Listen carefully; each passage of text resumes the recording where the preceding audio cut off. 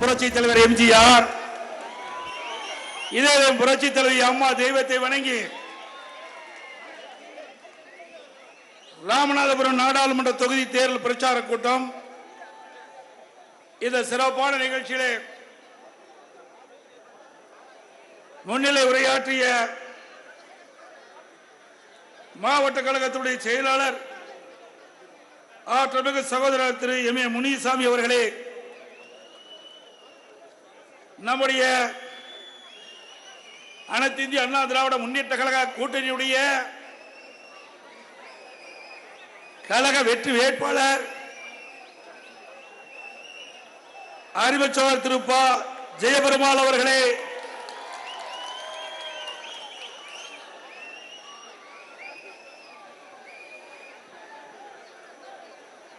புரட்சி தலைவி பேரவையினுடைய செயலாளர் முன்னாள் அமைச்சர் சட்டப்பேரவை அறிவிச்சர் திரு ஆர் பி உதயகுமார் அவர்களே, முன்னாள் அமைச்சர் கழக அமைப்பு செயலாளர் சகோதரர் டாக்டர் சி விஜயபாஸ்கர் எம்எல்ஏ அவர்களே, முன்னாள் அமைச்சர் அமைப்பு செயலாளர் திரு கே டி ராஜேந்திர பாலாஜி அவர்களே, முன்னாள் அமைச்சர் கழக அமைப்பு செயலாளர் முன்னாள் எம்பி அண்ணன் திரு அன்வர்ராஜா அவர்களே, மகளிர் இணைச்சாளர் திருமதி கீர்த்தியா முனிசாமி அவர்களே, முன்னாள் அமைச்சர் மருத்துவமனை செயலாளர் சகோதரர் டாக்டர் மணிகண்டன் அவர்களே, விருதுநகர் மாவட்ட கழக செயலாளர் அறிவிச்சாளர் திரு ஆர் கே ரவிச்சந்திரன் அவர்களே, முதுகுளத்தூர் தொகுதி முன்னாள் எம்எல்ஏ மரியாதைக்கு அண்ணன் திரு மலேசியா எஸ் பாண்டியன் அவர்களே, முன்னாள் எம்பி அனைத்துலக எம்ஜிஆர் இணைச்சாளர் அண்ணன் திரு எம் எஸ் நிறைகுலத்தான் அவர்களே, அறிவிச்சாளர் எஸ் எம் சாமிநாதன் அவர்களே, முன்னாள் எம்எல்ஏ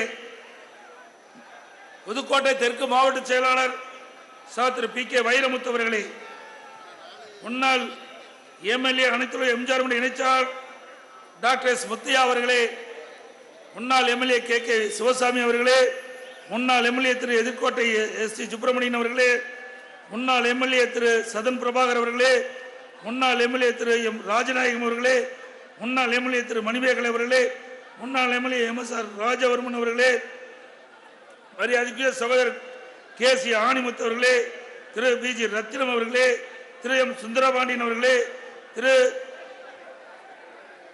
சேதுராமானுஜம் அவர்களே, திரு செந்தில்குமார் அவர்களே, திரு பெரியசாமி தேவர் அவர்களே, திரு பூலாங்கால் எஸ் சித்திக் அவர்களே, திரு சரவணகுமார் அவர்களே, கூட்டணி கட்சி சேர்ந்த தேசிய முற்போக்கு திராவிட கழகத்தைச் சேர்ந்த மாவட்ட செயலாளர் திரு சிங்கர் ஜின்னா அவர்களே, எஸ்டிபி கட்சி சேர்ந்த ராமநாதபுரம் கிழக்கு மாவட்டத்தில் திரு ரியாஸ் அவர்களே, ராமநாதபுரம் கிழக்கு மாவட்டத்தில் திரு ஜமீல் அவர்களே,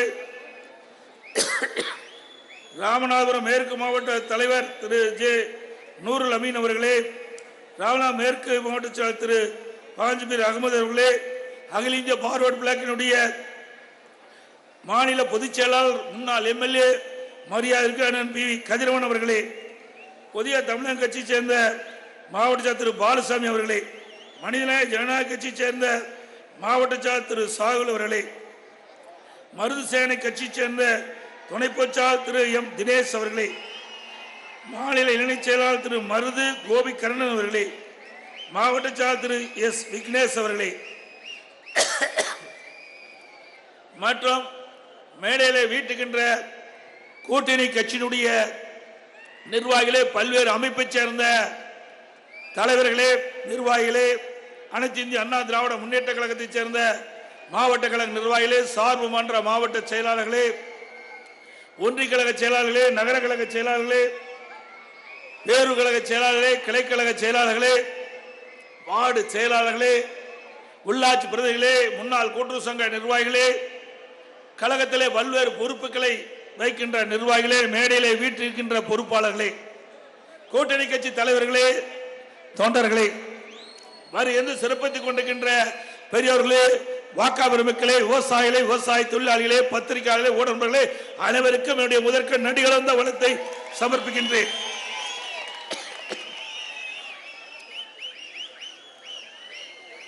ராமநாதபுரம் ஒரு ஆன்மீகம் நிறைந்த பகுதி. ராமேஸ்வரம் ஒரு புனித ஸ்தலம். வட மாநிலத்தில் காசி எப்படி இருக்குதோ அதுபோல நம்ம ராமேஸ்வரம் ஒரு புனித ஸ்தலமாக விளங்கி கொண்டிருக்கின்றது. அப்படிப்பட்ட மண்ணில் இன்னைக்கு பிரச்சாரத்தை இன்னைக்கு நாம் நடத்தி கொண்டிருக்கின்றோம். நம்முடைய வெற்றி வேட்பாளர் அருமைச்சார் பா ஜெயபெருமாள் அவர்கள் நல்லவர், வல்லவர், கூப்பிட்ட குரலுக்கு ஓடோடி வரக்கூடியவர். ஆரம்பத்திலிருந்து கட்சியிலே பணியாற்றி கட்சிக்காக உழைத்தவர். அப்போ அவர் ஒரு விவசாயி. அப்படி மக்களுடைய கஷ்ட நஷ்ட துன்பம் துயரம் அத்தனையும் உணர்ந்தவர். அப்படிப்பட்ட ஒரு திறமையான வேட்பாளரை இன்றைக்கு அனைத்து இந்திய அண்ணா திராவிட முன்னேற்ற கழக சார்பாக நிறுத்தப்பட்டிருக்கின்றது. அவருக்கு இரட்டை சின்னத்திலே வாக்களித்து வெற்றி பெற செய்யுங்கள். நமது சின்னம் புரட்சி தலைவர் எம்ஜிஆர் சின்னம், மாண்பு அம்மாவின் சின்னம், விவசாயிகளின் சின்னம், ஏழைகளின் சின்னம், தாய் குலத்தின் சின்னம். இரட்டலைக்கு வாக்களித்து வெற்றி பெற செய்வீர்கள். இன்றைய தினம் தமிழ்நாட்டில் 3 பிரதான கட்சி இன்றைக்கு போட்டியிடுது. அது 2 கட்சிக்கு தான் போட்டி. ஒரு கட்சி ஏதோ தேர்தல் நிற்பதற்காக நிற்கிறாங்க. 2 கட்சின்னு உங்களுக்கு எந்த கட்சின்னு தெரியும். ஒன்று அண்ணா திமுக, மற்றொன்று திமுக. இந்த 2 கட்சி தான் போட்டி. அதுல முதலிடத்தில் இருப்பது அண்ணா திமுக. ஏன்னா அண்ணா திமுக தான் நாட்டு மக்களுக்கு நிறைய திட்டங்களை செயல்படுத்தி இருக்குது. பொன்மனச்செம்மல் புரட்சி தலைவர் எம்ஜிஆர் உங்களுக்காக கட்சியை தொடங்கி நடத்தி கொண்டிருந்தார். மக்களுக்காக கட்சியை துவங்கினார். அதை அம்மா கட்டி காத்தார்கள். சில பேர் கட்சியை குடும்பத்துக்காக நடத்தி கொண்டிருந்தார்கள். மக்களுக்காக கட்சி நடத்திய கட்சி அண்ணா திமுக கட்சி. குடும்பத்துக்காக கட்சி நடத்தி கொண்டிருப்பது திமுக. திமுகவுக்கு அண்ணா திமுகவுக்கு இதுதான் வித்தியாசம். எப்பொழுதுமே மக்களை பற்றி சிந்திக்கக்கூடிய கட்சி அண்ணா திமுக கட்சி. எப்பொழுதுமே வீட்டு மக்களை பற்றி சிந்திக்கக்கூடிய கட்சி திமுக கட்சி. இந்த 2 கட்சிகள் தான் இன்றைக்கு தமிழகத்திலே போட்டி நிலவிக் கொண்டிருக்கின்றது. அனைத்து இந்திய அண்ணா திராவிட முன்னேற்ற கழகத்தை பொறுத்த வரைக்கும் இன்றைக்கு நாட்டு மக்கள் தான் எஜமானர்கள். அவர்கள்தான் ஒரு ஆட்சியை கொண்டு வரக்கூடிய அதிகாரம் படைத்தவர்கள். அவர்கள் என்ன எண்ணுகின்றார்களோ அவருடைய எண்ணப்படி செயல்படுகின்ற கட்சி அண்ணா திமுக கட்சி. ஆனா திமுக குடும்ப நலன் சார்ந்த பிரச்சனையை முன்னிறுத்தி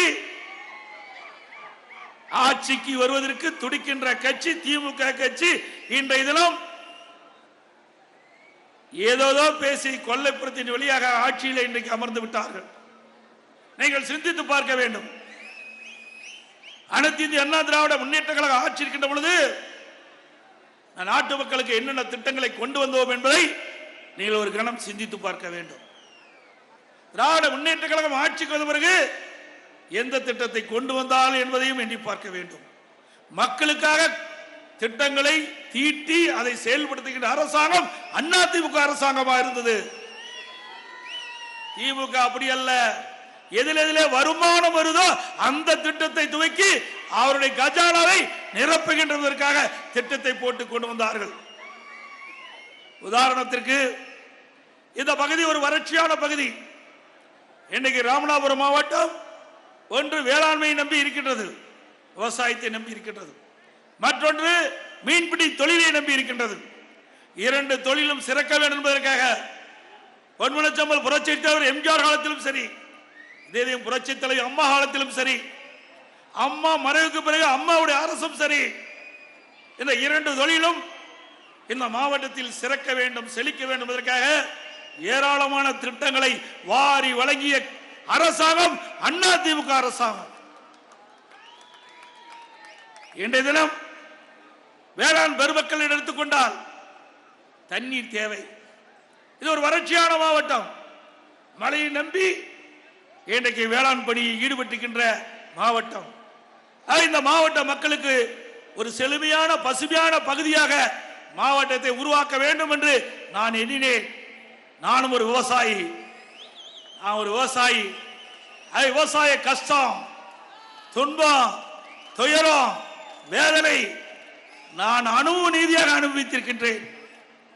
ஆகவே விவசாயிகள் படுகின்ற துன்பம் களையப்பட வேண்டும்.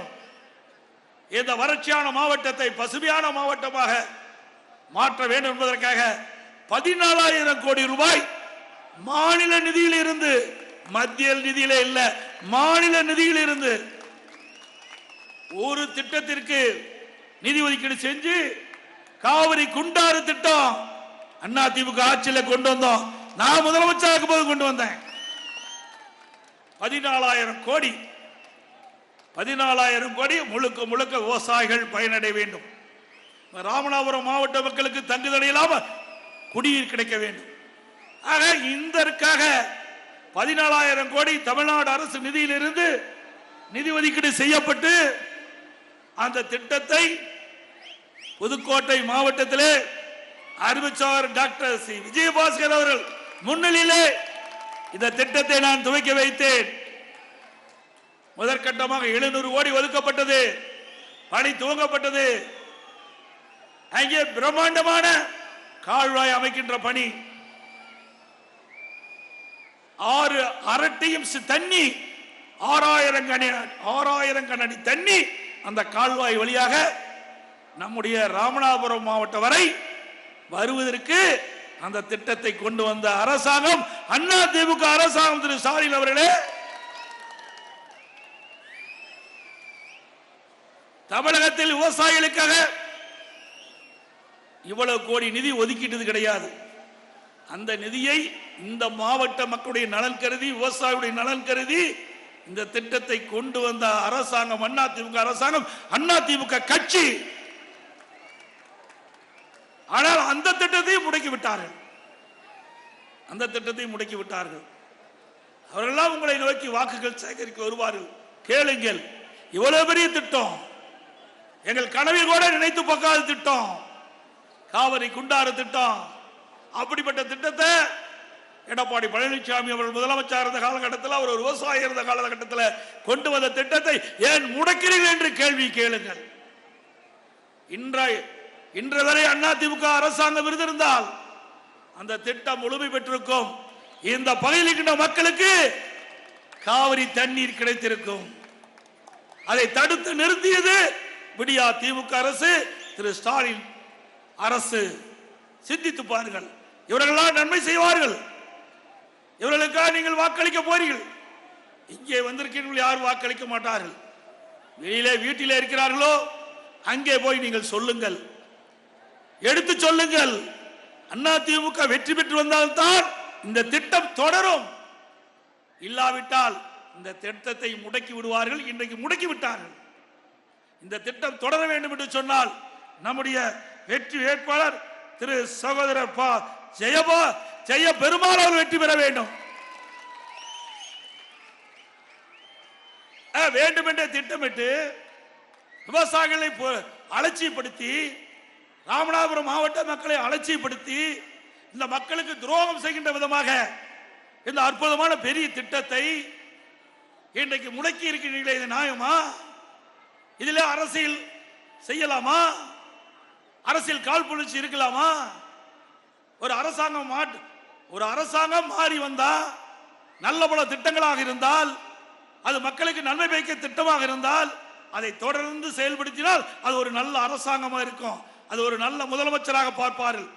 ஆனால் வேண்டுமென்றே திட்டமிட்டு கடினப்பட்டு அனைத்து இந்திய அண்ணா திராவிட முன்னேற்ற கழக அரசு இருக்கின்ற பொழுது இந்த பிரம்மாண்டமான திட்டத்தை கொண்டு வந்த அதை தடுத்து நிறுத்துகிறீர்களே, அதற்கெல்லாம் இந்த தேர்தலில் நீங்கள் தகுந்த பதிலடி கொடுக்க வேண்டும்.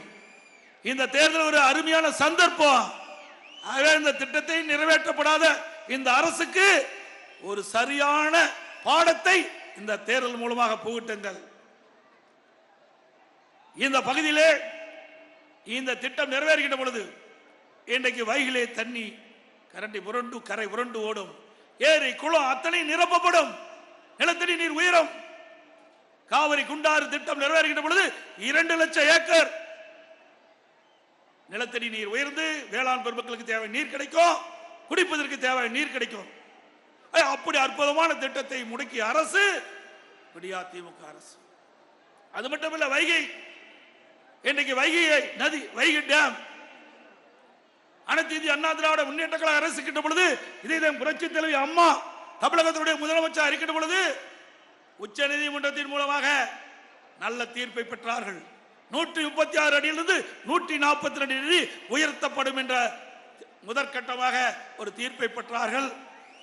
அம்மாவுடைய தீர்ப்பின் அடிப்படையிலே 5 மாவட்ட மக்களுக்கு இன்றைக்கு வைகை நதி இன்றைக்கு தண்ணீர் கொடுத்து கொண்டிருக்கிறது. இன்றைக்கு முல்லை பெரியார் அணை நீர்மட்டம் 136 அடியிலிருந்து 142 அடியாக உயர்த்துவதற்கு உச்ச நீதிமன்றத்திலே நாம் தீர்ப்பை பெற்றோம். அங்கே நீர் விழுந்தால்தான் இங்கே வைகை அணையில் நீர் உயரும். அது மட்டுமல்ல, உச்ச நீதிமன்றம் தீர்ப்பு கொடுத்தது அந்த அணையை பலப்படுத்திய பிறகு 142 152 அடியாக உயர்த்தலாம் என்று. நான் அம்மா இருக்கின்ற பொழுது நான் பொதுப்பணித்துறை அமைச்சராக இருந்தேன். அப்பொழுது அம்மா ஒரு உத்தரவை போட்டார்கள், உச்ச நீதிமன்ற தீர்ப்பின்படி அணையை பலப்படுத்த வேண்டும், முல்லை பெரியார் அணையை பலப்படுத்துங்கள், அதற்கு தேவையான நிதி ஒதுக்குங்கள் என்று சொன்னார்கள். அம்மாவுடைய ஆணைப்படி நிதி ஒதுக்கப்பட்டது. அதற்கு டெண்டர் விடப்பட்டு பணி துவங்கப்பட்டது. ஆனால் கேரள அரசாங்கம் அந்த முல்லை பெரியார் அணையின் ஓர பகுதியில் இருந்த மரங்கள் வெட்டுகின்ற பொழுது நம் அதிகாரிகள் மீது வழக்கு போட்டு வழக்கு நடைபெற்றுக் கொண்டிருக்கிறது. அதையும் தடுத்து நிறுத்தினார்கள். நாம் நீதிமன்றம் சென்றோம். உச்ச நீதிமன்ற தீர்ப்பின்படி 142 அடியில் அந்த அணையை உயர்த்துகின்ற பொழுது 152 அடியாக உயர்த்துகின்ற பொழுது அணையை பலப்படுத்த வேண்டும் என்று தீர்ப்பு, அந்த தீர்ப்பின் அடிப்படையில் தான் நாங்கள் செயல்படுகிறோம் என்று அந்த வழக்கு தொடர்ந்தும் அப்படியே நிலுவையில் கிடக்குது. அது மட்டுமல்ல, அந்த முல்லை பெரியார் அணையுடைய நீர் பகுதி இன்றைக்கு பல்வேறு இடங்களில் தேங்கி நிற்கின்றது. அந்த தேங்கி நிற்கின்ற பரப்பளவிலே கேரள அரசு பார்க்கிங் அதை பயன்படுத்த முற்பட்டார்கள். அதற்கும் வழக்கு போட்டிருக்கிறோம். எதற்காக சொல்லிட்டேன் என்று சொன்னால், முல்லை பெரியார் அணையிலிருந்து தான் வைகைக்கு தண்ணீர் வருகிறது. வைகை அணையிலிருந்து தான் இங்கே உங்களுக்கு வைகை டேம்ல தான் இந்த பகுதிக்கு தண்ணீர் வருகிறது. ஆகவே இது விவசாய பெருடி மக்கள் நிறைந்த பகுதியாக இருக்கின்ற காரணத்தினாலே உங்களுக்கு கிடைக்க வேண்டிய நீர் கிடைக்க வேண்டும் என்பதற்காக சட்ட போராட்டம் நடத்திய அரசாங்கம் அதிமுக அரசாங்கம். திரு ஸ்டாலின் அவர்களே, அது மட்டுமல்ல, எங்கே கச்சத்தீவு பிரச்சனை, இன்றைக்கு மீனவருடைய பிரச்சனை கச்சத்தீவு. அனைத்து இந்திய அண்ணா திராவிட முன்னேற்ற கழக அரசு இருக்கின்ற பொழுது இதை புரட்சி தலைவர் அம்மா தொடர்ந்து வலியுறுத்தினார்கள். மீனவ சமுதாய மக்களுடைய கோரிக்கையின் அடிப்படையிலே இந்தியாவுடன் இருந்த கச்சத்தீவை 1974ஆம் ஆண்டு மத்தியிலே காங்கிரஸ் ஆட்சி, தமிழகத்திலே திரு கருணாநிதி அவர்களது தலைமையிலே திமுக ஆட்சி. அந்த காலகட்டத்திலே மத்திய அரசு கச்சத்தீவை இலங்கைக்கு தாரை வார்த்தது. அப்பொழுதே தமிழ்நாட்டு மக்கள் எதிர்ப்பை கிளம்பினார்கள். அன்றைக்கு தமிழகத்தை ஆண்ட திராவிட முன்னேற்ற கழகத்தைச் சேர்ந்த முதலமைச்சர் அதை கண்டுகொள்ளவில்லை. இதனால் மீனவ மக்கள் கடும் பாதிப்புக்குள்ளாக இருக்கின்றார்கள். நம்முடைய மீனவ நண்பர்கள் அந்த பகுதியிலே மீன் பிடித்துக் கொண்டிருந்தார்கள். அதுவும் இழந்து விட்டார்கள். அந்த கச்சத்தீவிலே ஓய்வெடுக்கவும் மலைகளை உலரவிடவும் அதை பயன்படுத்தி வந்தார்கள். இந்த கச்சத்தீவை இந்திய அரசு இலங்கைக்கு தாரை வார்த்த காரணத்தினாலே நமக்கு அந்த உரிமை பறிபோய்விட்டது. இதனால் மீனவ மக்கள் கடுமையாக பாதிக்கப்பட்டுக் கொண்டிருக்கிறார்கள். இன்றைக்கு நம்முடைய மீனவ நண்பர்கள் மீன் பிடிக்க செல்கின்ற பொழுது இலங்கை கடற்படைகள் அவ்வப்போது அவர்கள் கைது செய்யப்பட்டு சிறைப்பிடிப்பது தொடர்ந்து வாடிக்கையாக இருந்து கொண்டிருக்கிறது. அது மட்டுமல்ல, நம்முடைய மீனவருடைய உடைமைகளை சேதப்படுத்துகிறார்கள், வலைகளை சேதப்படுத்துகிறார்கள். அவள் பிடித்த மீனை கடலிலே கொட்டி அவர்களை நஷ்டத்துக்கு ஆளாக்கின்றார்கள். இந்த நிலையெல்லாம் மாற வேண்டும் என்று சொன்னால் மீண்டும் கச்சத்தீவை இந்தியாவுடன் இணைக்கப்பட வேண்டும். அப்படி இணைத்தால்தான் நம்முடைய மீனவ மக்களுடைய துன்பங்கள் அகலும். அதற்காக இதே புரட்சி தலைவி அம்மா அவர்கள் 2008ஆம் ஆண்டே அம்மாவை முன்வந்து உச்ச நீதிமன்றத்திலே வழக்கு தொடர்ந்தார்கள். இந்த கச்சத்தீவு இந்திய பாராளுமன்றத்தினுடைய அனுமதி பெறாமல் கச்சத்தீவை இலங்கைக்கு தாரை வார்த்தது தவறு என்று அதை மத்திய அரசு திரும்பப்பட வேண்டும் என்று உச்ச நீதிமன்றத்திலே 2008ஆம் ஆண்டு வழக்கு தொடர்ந்தவர் நம்முடைய இதயம் புரட்சி தலைவி அம்மா திரு ஸ்டாலின் அவர்களே. அது மட்டுமல்ல, 2011ஆம் ஆண்டு வருவாய் ஆவணங்களில் கச்சத்தீவின் நிலப்பகுதி ராமநாதபுரம் சமஸ்தானத்தில் இருப்பதால் வருவாய்த்துறையும் அந்த வழக்கில் சேர்த்துக் கொள்ளப்பட்டது.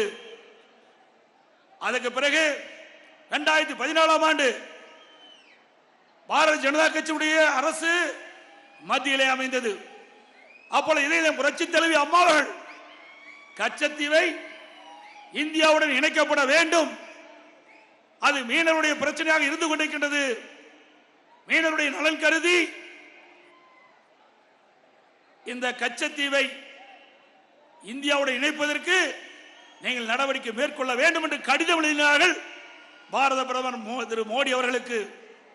பிறகு இதே புரட்சி தலைவி அம்மா அவர்கள் நேரடியாக பாரத பிரதமர் திரு மோடி அவர்களை சந்தித்து மீனவருடைய கோரிக்கையை நேரடியாக பேசினார்கள். அவர்கள் 10 ஆண்டு காலம் கிடைப்பிலே போட்டு விட்டார்கள். 10 ஆண்டு காலம் கழித்து இப்பொழுது தேர்தல் வந்துவிட்டது. மீனவருடைய வாக்கு அவர்களுக்கு தேவை. அதற்காக பாரதிய ஜனதா கட்சி சேர்ந்தவர்கள் இன்றைய தினம் கச்சத்தீவை ஒரு பிரச்சனையாக எடுத்துக்கொண்டு பேசிக் கொண்டிருக்கின்றார்கள். இந்த கச்சத்தீவை பொறுத்தவரைக்கும் அதை மீட்பதற்கு அனைத்து இந்திய அண்ணா திராவிட முன்னேற்ற கழகத்திற்கு தான் தகுதி இருக்கின்றது என்பதை நேரத்தில் தெரிவிக்க விரும்புகிறேன். ஆரம்பத்திலிருந்து இன்று வரை இந்த கச்சத்தீவை மீட்பதற்கு இந்தியாவுடன் இணைப்பதற்கு தொடர்ந்து போராடி வருகின்ற ஒரே கட்சி அனைத்து இந்திய அண்ணா திராவிட முன்னேற்ற கட்சி. திரு ஸ்டாலின் அவர்களே, திமுகவும் இல்ல காங்கிரசும் இல்ல, ரெண்டும் கச்சத்தீவை இலங்கைக்கு தாரை வார்த்தை கொடுத்த கட்சி காங்கிரசும் திமுகவும். இன்றைக்கு 10 ஆண்டு காலம் மீனவர்கள் படுகின்ற துன்பத்தை கண்டு காணாமல் இருந்த கட்சி பாரதிய ஜனதா கட்சி. ஆக அனைத்து இந்திய அண்ணா திராவிட முன்னேற்ற கழகம் ஒன்றுதான் தொடர்ந்து மீனவர்களுடைய கஷ்டங்களை, துன்பங்களை, துயரங்களை, வேதனைகளை, அவள் படுகின்ற இன்னல்களை ஒவ்வொரு முறையும் மத்தியிலே ஆளுகின்ற அரசுக்கு இன்றைக்கு உணர்த்தி இந்த மீனவர்களுக்கு விடிவு காலம் பிறக்க வேண்டும் என்று கோரிக்கை வைக்கின்ற ஒரே கட்சி அதிமுக கட்சி. இப்பொழுது அந்த பிரச்சனையை பாரதிய ஜனதா எடுத்திருக்கின்றது. இனியாவது உச்ச நீதிமன்றத்தில் அனைத்து இந்திய அண்ணா திராவிட முன்னேற்ற கழகம் போட்ட வழக்குக்கு பதில் அபிடவிட் போடுங்க. அந்த பதில் அபிடவிட்ல இலங்கைக்கு ஒப்பந்தம் போட்ட கச்சத்தீவை மீண்டும் மறுபரிசீலனை செய்வோம் என்று, ஒப்பந்தத்தை மீண்டும் மறுபரிசீலனை செய்வோம் என்று பதில் மனு போடுங்க. இப்போது போடுங்க. அந்த மீனவர்களை இப்போது காப்பாத்துங்க. ஆக அனைத்து இந்திய அண்ணா திராவிட முன்னேற்ற கழகத்தை பொறுத்த வரைக்கும் மீனவர்களுக்காக தொடர்ந்து குரல் கொடுக்கின்ற கட்சி அதிமுக கட்சி, அதிமுக அரசாங்கம். அது மட்டுமல்ல, ஒவ்வொரு முறையும் அம்மா இருக்கின்ற பொழுதும் சரி, அம்மா மறைக்கு பிறகும் சரி, நான் முதலமைச்சராக இருந்த காலத்திலும் சரி, அந்த மீனவர்களை, நம்முடைய ராமேஸ்வரம் மீனவர்கள் இன்றைக்கு அடிக்கடி இலங்கை கடற்படையால் கைது செய்யப்பட்டு துன்புறுத்தப்படுகிறார்கள். அப்பொழுதெல்லாம் மத்திய அரசுக்கு உடனுக்குடன் தெரிவித்து கைது செய்யப்பட்டவர்களை விடுதலை செய்வதற்காக தொடர்ந்து வலியுறுத்தி விடுதலை செய்ய வைச்ச கட்சி அதிமுக கட்சி, அதிமுக அரசாங்கம். மீனவருடைய படகுகள் இன்றைக்கு இலங்கை கடற்படையால் பறிமுதல் செய்யப்பட்டது. அந்த படகுகள் எல்லாம் சேதமடைந்திருந்தன. அதை சீர் செய்வதற்கு நிதியுதவி அளித்த அரசாங்கம் அதிமுக அரசாங்கம். திரு ஸ்டாலின் அவர்களே, அதே போல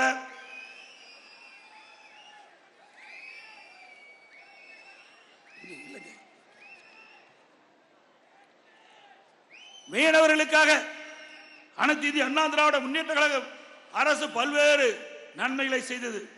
பாக் வளைகுடா மாவட்டங்களில் இழுவை படகுகளை ஆழ்கடல் மீன்பிடிப்பு படகுகளாக மாற்றுவதற்கு மானியம் வழங்குகின்றது. பாக் வளைகுடா பகுதியில் உள்ள இழுவை படகுகளுக்கு மாற்றாக ஆழ்கடல் சூறை மீன்பிடி படகுகளை கட்டுவதற்கு மத்திய மற்றும் மாநில அரசு ஒரு படகின் விலை 80 லட்சம் ரூபாய், அதுல 70 விழுக்காடு மானியம் வழங்கி செயல்படுத்தியது. ஒரு படகின் விலை 80 லட்சம் என்று வைத்துக் கொண்டால் 50 விழுக்காடு அரசின் மானியம், மீதி ஒரு பகுதி மாநில அரசு மானியம். மற்றொன்று அந்த படகு வாங்குகின்றவர்கள் முதலீடு போட வேண்டும், எஞ்சியது கடனாக வங்கி கொடுக்கின்றது. அப்படி அற்புதமான திட்டத்தை கொண்டு வந்து 500 படகுகள் இந்த மீனவர் மக்களுக்காக வழங்கப்பட்ட அரசாங்கம் அதிமுக அரசாங்கம். அதற்காக 286 கோடி அதிமுகவும் மத்திய அரசும் இந்த மீனவருடைய நலன் காக்கப்பட்டது என்பதை நேரத்தில் சுட்டிக்காட்டுகின்றேன். 286 கோடியில 500 படகுகள் மீனவர்களுக்காக கொடுக்கப்பட்ட அரசாங்கம் அதிமுக அரசாங்கம், அதற்காக பாடுபட்ட அரசாங்கம் அதிமுக அரசாங்கம். அது மட்டுமல்ல, இன்றைக்கு மீனவர்களை சேர்ந்த மீனவ இனத்தைச் சேர்ந்தவர்கள் அந்த மீனவ மக்களுடைய குரலை நாடாளுமன்றத்தில் ஒலிக்க வேண்டும் என்பதற்காக அனைத்து இந்திய அண்ணா திராவிட முன்னேற்ற கழகத்திலே இன்றைக்கு பாண்டிச்சேரி உட்பட 40 நாடாளுமன்ற இருக்கின்றார்கள். அதிலே தென்சென்னை நாடாளுமன்ற ஏற்கனவே எம்பி ஜெயவர்தன் ஒரு மீனவர் சமுதாயத்தைச் சேர்ந்தவர். கன்னியாகுமரி அங்கே இருக்கின்ற நம்முடைய வேட்பாளர் இப்பொழுது கன்னியாகுமரியில் போட்டியிடும் நாடாளுமன்ற வேட்பாளர் பசலியான், அவரும் மீனவர் இனத்தைச் சேர்ந்தவர். பாண்டிச்சேரியில் போட்டியிடுகின்ற நம்முடைய வெற்றி வேட்பாளர் தமிழ்வேந்தர், அவரும் மீனவ இனத்தைச் சேர்ந்தவர். இதுவரை எந்த ஒரு கட்சியும் 3 நாடாளுமன்ற வேட்பாளரை நாடாளுமன்ற கட்சிக்காக நிறுத்தப்பட்டது கிடையாது. ஆக அனைத்து இந்திய அண்ணா திராவிட முன்னேற்ற கழகம் ஒன்றுதான் 3 நாடாளுமன்ற தொகுதியிலே மீனவ சமுதாய நண்பர்களை வேட்பாளராக நாங்கள் நிறுத்தப்பட்டிருக்கின்றோம். இவர் வெற்றி பெற்று வருகின்ற பொழுது மீனவர்கள் படுகின்ற பாடு துன்பங்கள் அத்தனையும் உங்களுடைய குரலை நாடாளுமன்றத்திலே ஒலிப்பார்கள். நம்முடைய வெற்றி வேட்பாளர் இங்கே இருக்கின்ற மீனவருடைய பிரச்சனை அவரோடு சேர்ந்து குரல் கொடுப்பார் என்பதை நேரத்தில் சுட்டிக்காட்ட விளைகின்றேன். அது மட்டுமல்ல, இன்றைய தினம் அனைத்து இந்திய அண்ணா திராவிட முன்னேற்ற கழக ஆட்சி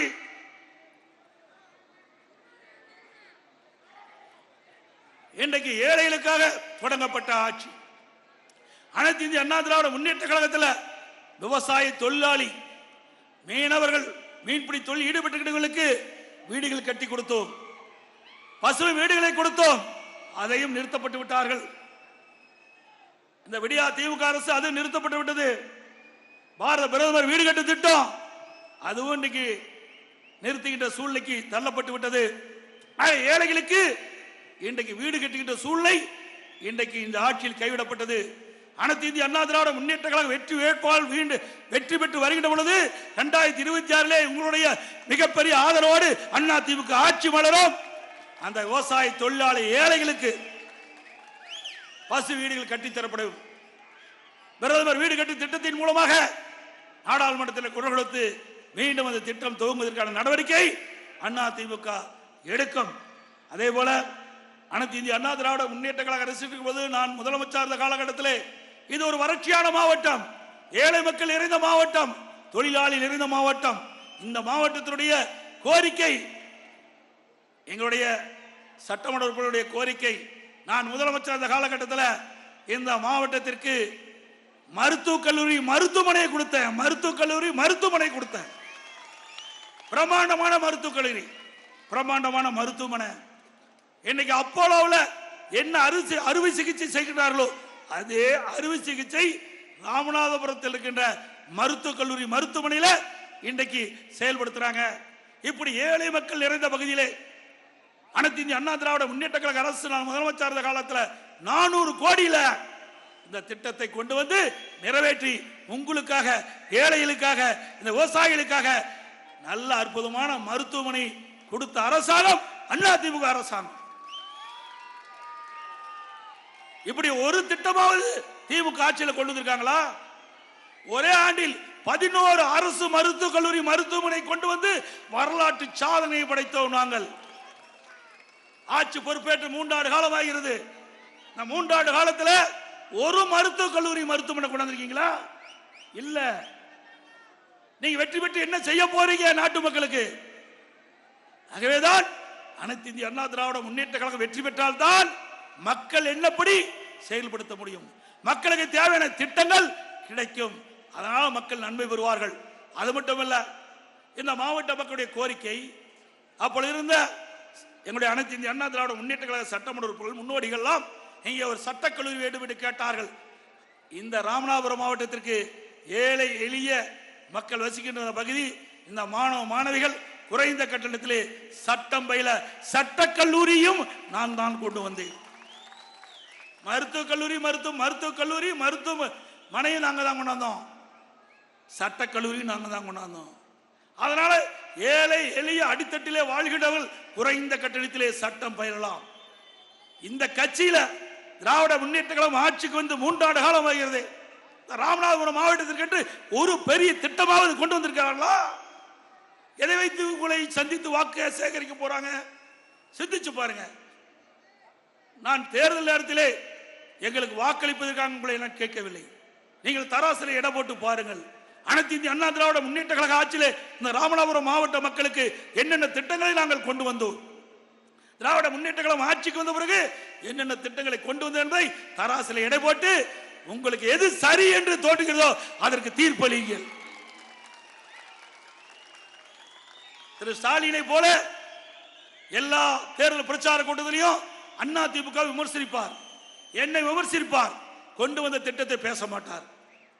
கொண்டு வந்ததான பேசுறதுக்கு ஒண்ணுமே இல்லையா? அவருடைய ஆட்சியில கொள்ளையடித்து தானே மிச்சம். 3 ஆண்டு காலம் என்ன செஞ்சாங்க? ஒரு நிதியமைச்சர் சொன்னார், எல்லா ஆடியோலையும் நீங்க பார்த்திருப்பீங்க, எல்லாருக்கும் தெரியும், தெரிஞ்ச விஷயத்தை நான் சொல்றேன்.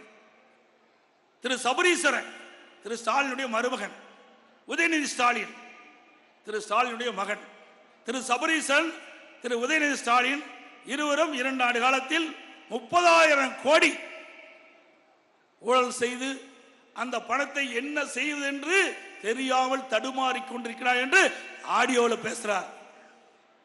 யாரே? திமுக அமைச்சரவையில் இருக்கின்ற ஒரு நிதி அமைச்சர் பேசுறார். சாதாரண ஆள் பேசலைங்க, எதிர்க்கட்சி சேர்ந்தவர் பேசல. திமுக அமைச்சரவையில் அங்கம் வைக்கின்ற ஒரு நபரே, அது படித்தவர், விவரம் தெரிந்தவர், அவரே இப்படிப்பட்ட கருத்தை சொல்லுகின்ற பொழுது மக்கள் சிந்திக்கிறாங்க. அதான் பெரிய சந்தேகம் ஏற்படுது.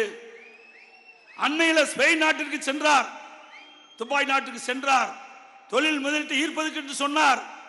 தொழில் முதலீட்டு ஈர்க்கல்ல, ஏற்கனவே 30,000 கோடி உருண்டு பிறண்டு கொண்டிருக்கின்றது, தடுமாறி கொண்டிருக்கிறது 30,000 கோடி, அதை முதலீடு செய்ய போயிருக்கிறார் என்று மக்கள் சந்தேகப்படுகிறார்கள்.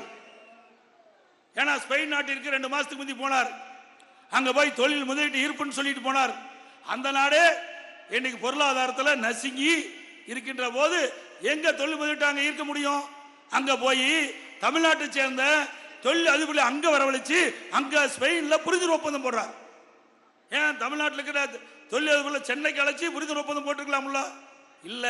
இதுலதான் சந்தேகம் ஏற்படுகிறது. நிதியமைச்சர் சொன்னவாறு அந்த 30,000 கோடி எங்கெங்கெல்லாம் போகுது என்று மக்களுக்கு சந்தேகம் ஏற்படுகிறது. திரு ஸ்டாலின் அவர்களே, விளக்க வேண்டிய கடமை உங்களது. அனைத்து இந்திய அண்ணா திராவிட முன்னேற்ற கழக அரசு 2026 அமையும். இதற்கு பதில் சொல்லி ஆக வேண்டும் திமுக அரசாங்கம். அதே போல ராமேஸ்வரத்தில் நம்முடைய மறைந்த ஜனாதிபதி அப்துல் கலாம் அவருடைய பேர்ல அரசு மற்றும் அறிவியல் கல்லூரி நான் முதலமைச்சர் இருக்கும் போது அறிவித்தேன். இன்னைக்கு ஸ்டாலின் பேசுறாரு, சிறுபான்மை மக்களுக்கு பாதுகாவலர் இருப்புன்னு பேசுறாரு. இன்னைக்கு நம்முடைய நாட்டுடைய ஜனாதிபதி தேர்தல் வந்தது. அப்பொழுது இதே புரட்சி தலைவி அம்மா அவர்கள் மரியாதைக்குரிய அப்துல் கலாம் அவர்களை ஜனாதிபதி வேட்பாளர் ஆதரித்தார்கள். அப்பொழுது திராவிட முன்னேற்ற கழகம் அவரை எதிர்த்து போட்டியிட ஆதரித்தார். அப்பொழுது தேர்தல் வந்தது. அப்பொழுது இதே புரட்சி தலைவி அம்மாவுடைய ஆணைப்படி அனைத்து இந்திய அண்ணா திராவிட முன்னேற்ற கழக சட்டமன்ற உறுப்பினர், நாடாளுமன்ற உறுப்பினர் மரியாதைக்குரிய மறைந்த அப்துல் கலாம் அவர்களுக்கு வாக்களித்து இந்திய நாட்டுடைய ஜனாதிபதி ஆக்குனாங்க. நீங்களா சிறுபான்மை மக்களை ஆதரிக்கக்கூடியவர்கள் சந்தர்ப்பவாதிகள். திராவிட முன்னேற்ற கழகத்தை சேர்ந்தவர்கள் சந்தர்ப்பவாதிகள். அது மட்டுமல்ல, பரமக்குடியில் அரசு கலைக்கல்லூரி அதிமுக ஆட்சியில் துவக்கப்பட்டது. உத்தரகாச மங்கில மிளகாய் பதப்படுத்த குடோன் 3 கோடியில பரமக்குடி புறவழிச்சாலை அதிமுக ஆட்சியில் அமைக்கப்பட்டது. இன்றைக்கு மாவட்டம் முழுவதும் பல்வேறு நெடுஞ்சாலைகள், உள்ளாட்சி சாலைகள் இன்றைக்கு 1000 கோடிக்கு மேலாக செலவழிக்கப்பட்டு அருமையான சாலைகள் அமைக்கப்பட்டது. அதுபோல தடுப்பணைகள் அதிமுக ஆட்சியில் கொண்டு வந்தோம். குடிமராமத்து திட்டம், இந்த பகுதி விவசாயிகள் இருந்த பகுதி ஏரி குளங்கள் எங்கெங்கெல்லாம் இருக்கின்றதோ அங்கெல்லாம் தூர்வாரப்பட்டு அந்த ஏரிகள் ஆழப்படுத்தப்பட்டு பெய்கின்ற மழை நீர் அங்கேயே தேங்கி நிலத்தடி நீர் உயர்ந்து வேளாண் பெருமக்களுக்கு கிடைச்சது. அந்த முழுக்க முழுக்க விவசாயிகள் பங்களிப்போடு அந்த திட்டத்தை நிறைவேற்றிடும். அந்த விவசாயிகள் மண்டல மண்ணை இலவசமாக அள்ளிக்கொண்டு அவருடைய விளைநிலங்களுக்கு இயற்கை உரமாக பயன்படுத்திய காட்சி அதிமுக ஆட்சியில் பார்க்கப்பட்டது. ஸ்டாலின் அவர்களே, ஒரு பிடி மண் அள்ள முடியுமா? போ விவசாயியா கொண்டு போக முடியுமா? அதிமுக ஆட்சியில் எல்லா விவசாயிகளும் மனதார பாராட்டினார்கள். இன்றைக்கு ஏரி குளம் குட்டையில் இருக்கின்ற வண்டல் மண் எல்லாம் அள்ளி கொண்டு போய்க்கூடிய திட்டத்தை கொண்டு வந்து நடைமுறைப்படுத்திய அதிமுக அரசுக்கு பாராட்டை தெரிவித்தார்கள். அது மட்டுமல்ல, இன்னைக்கு அறிவுபூர்வமான கல்வி கொடுத்துட்டு இருந்தோம். மாணவ செல்வங்களுக்கு மடிக்கணினி கொண்டு வந்த திட்டம் இன்றைக்கு எல்லா அரசு பள்ளியில் படிக்கின்ற மாணவர்கள் திறமையானவர்களாக விஞ்ஞான கல்வி கிடைக்கக்கூடிய வாய்ப்பை அம்மா உருவாக்கி தந்தாங்க. இன்றைக்கு 10 ஆண்டு காலம் அனைத்து இந்திய அண்ணா திராவிட முன்னேற்ற கழக ஆட்சியில் 52,30,000 மாணவ மாணவிகளுக்கு 7,300 கோடி நிதி ஒதுக்கீடு செய்யப்பட்டு லேப்டாப் கொடுத்தோம். எல்லா மாணவரும் மாணவி மடியில மடிக்கணினி விளையாடிச்சு. இன்றைக்கு மாணவர் இளைஞர்கள் போதையிலே தடுமாறி கொண்டிருக்கிற காட்சி இந்த அவலாட்சியிலே பார்க்கப்படுகிறது. அதையே நிறுத்திட்டாங்க. ஒரு மடிக்கணினி 12,000 ரூபாய். எந்த மாநிலத்தில் கொடுத்தாங்க? தமிழ்நாட்டில் தான் கொடுத்தாங்க. அதிமுக ஆட்சியில் தான் கொடுத்தாங்க. அம்மா கொடுத்தாங்க, தொடர்ந்து நான் கொடுத்தோம். தாலிக்கு தங்கம், அதையும் நிறுத்திட்டாங்க. அவருடைய தேர்தல் அறிக்கையில் குறிப்பிட்டாங்க.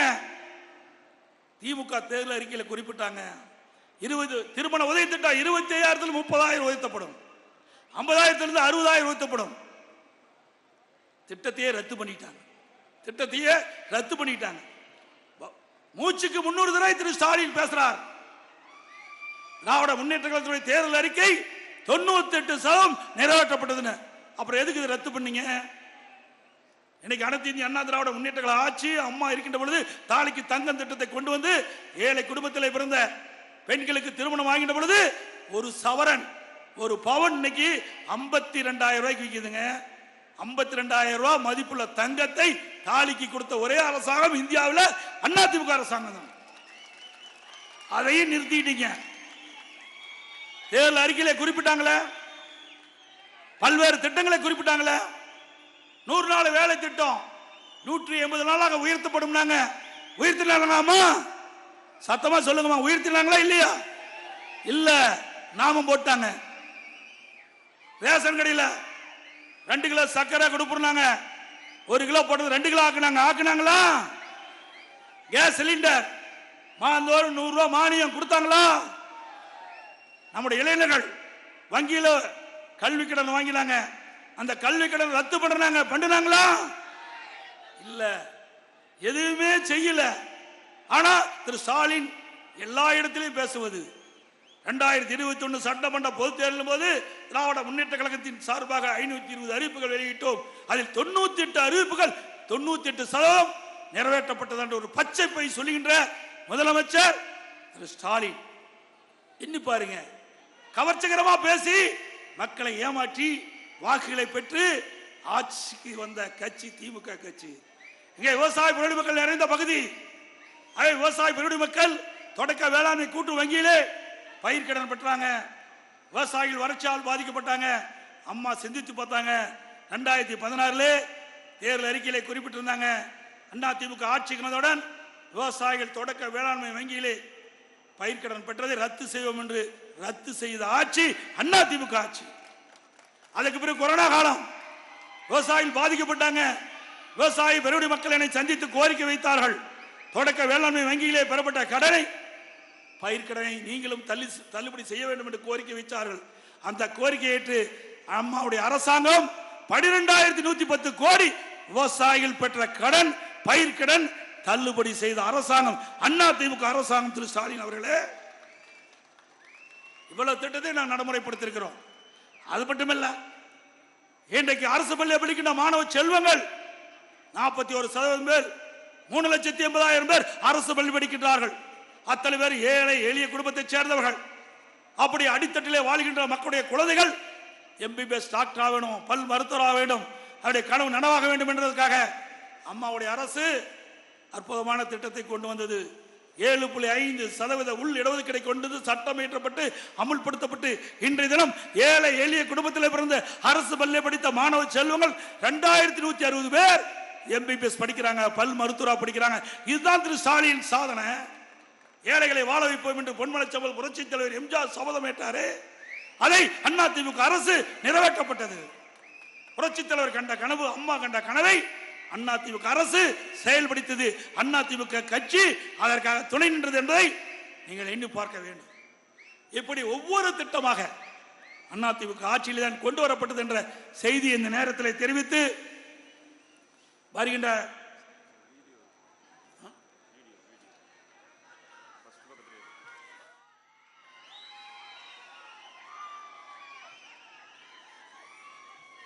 திரு ஸ்டாலின் ஒரு அறிவுஜீவி மாதிரி பேசுறார். ஏதோ எடப்பாடி பழனிசாமி அங்கங்க அவதூறா பேசிட்டு இருக்காரு, அவருக்கு ஒண்ணுமே கிடையாதுங்கிறாரு. அறிவுஜீவியே எப்படி பேசுறாருன்னு நம்ம எல்இடியில் பாருங்க. எங்கப்பா எல்இடி இருக்குதா? எங்க இல்லையா? எல்இடியில் பாருங்க. தம்பி சத்தம் போடாது, சத்தம் போடாது.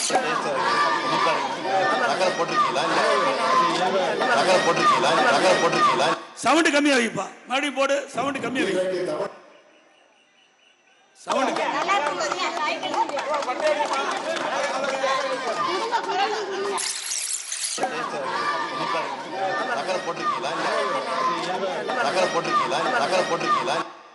சக்கரை போட்டுக்கான்னு கேட்கிறாரு. 17 இன்றைக்கு தமிழகத்தில் 234 சட்டமன்றங்கள் இருக்கிறது. 234ல ஒரு ஆட்சி இருக்கணும்னா அதுல 50% மேல இருக்கணும். 117 118 இருக்கணும். ஆகவே இன்றைக்கு திராவிட முன்னேற்ற கழகம் 87, காங்கிரஸ் கட்சி கூட்டணி நம்மோடு 7, 8. அதற்கு பிறகு இந்திய யூனியன் முஸ்லீம் லீக் கட்சி 1, இந்திய யூனியன் முஸ்லீம் லீக் கட்சி 1. ஆக 107. ஆக இந்த 107 இருக்கிறோம். ஆக இந்த 107 நீங்க ஒட்டுமொத்தமாக கூட்டி போட்டு எப்படி சிறப்பா கணக்கு போடுறாங்க. ஜனவரி மாதம் 25ஆம் தேதி குடியரசு நாளில் கவர்னர் சட்டம். அதே போல ஜனவரி மாதம் டிசம்பர் மாதம் 25ஆம் தேதி கவர்னர் கொடியை வைத்து வைக்க நாங்கள் மறுக்கிறேன். ஆனால் ஜனவரி மாதம் 15ஆம் தேதி சோதனை நாள் வருகிற போது ஆகஸ்ட் 15ஆம் தேதி சோதனை நாள் வருகிற போது எப்படியெல்லாம் பேசுறாரு பாருங்க, எப்படியெல்லாம் பேசுறாரு பாருங்க. தப்பு தப்பா பேசிவிட்டு அவர்களே, உங்களை விட எங்களுக்கு சற்று அறிவு அதிகம் என்பதை இந்த வீடியோ மூலமா மக்கள் தெரிஞ்சிட்டா சரி. ஆகவே நடைபெறுகின்ற நாடாளுமன்ற தேர்தலில் நம்முடைய வெற்றி வேட்பாளர் அறிவிச்சார் திரு ஜெய பெருமாள் அவர்களுக்கு இரட்டை சின்னத்திலே வாக்களித்து வெற்றி பெற செய்ய வேண்டும். தமிழர் உரிமை மீட்போம், தமிழ்நாடு காப்போம். தமிழர் உரிமை மீட்போம், தமிழ்நாடு காப்போம். நான் சொல்றது அப்படி திருப்பி உறக்க சொல்லுங்க. ஒற்றை விரலால் ஓங்கி அடிப்போம், ஒற்றை விரலால் ஓங்கி அடிப்போம். ஒற்றை விரலால் ஓங்கி அடிப்போம். விடியா திமுக ஆட்சியை வீட்டுக்கு அனுப்புவோம். விடியா திமுக ஆட்சியை வீட்டுக்கு அனுப்புவோம். வாக்களிப்போம் இரட்டைலைக்கு. வாக்களிப்போம் இரட்டைலைக்கு. நன்றி, வணக்கம்.